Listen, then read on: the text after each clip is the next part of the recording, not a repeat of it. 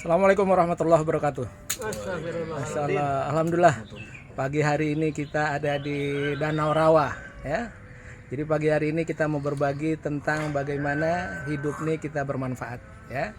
Jadi kebahagiaan itu semua makhluk Allah Subhanahu wa taala sudah ditentukan kebahagiaannya ya. Semua seperti burung.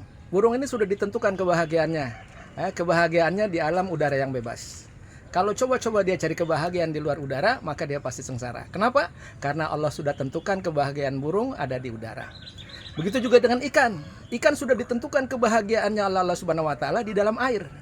Kalau coba-coba ikan cari kebahagiaan di luar air, maka pasti dia sengsara. Kenapa? Karena sudah ditentukan oleh Allah kebahagiaannya di dalam air. Begitu juga dengan cacing. Nah, cacing ini kebahagiaannya sudah ditentukan oleh Allah di dalam tanah.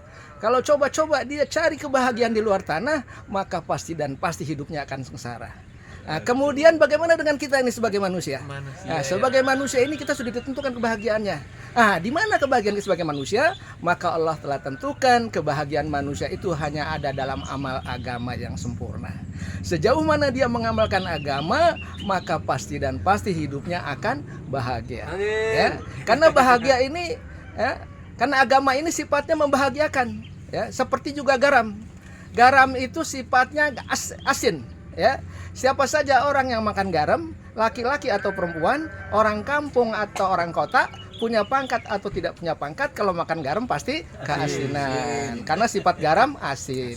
Begitu juga dengan agama. Karena agama ini sifatnya membahagiakan, maka siapa saja yang mengamalkan agama, baik laki-laki atau perempuan, orang kampung atau orang kota, punya pangkat atau tidak punya pangkat, orang kaya atau orang miskin, kalau dia mengamalkan agama, maka pasti hidupnya bahagia. Nah, oleh karena itu, tanamkan dalam diri kita niatkan mengamalkan agama supaya kita bahagia. Insya Allah.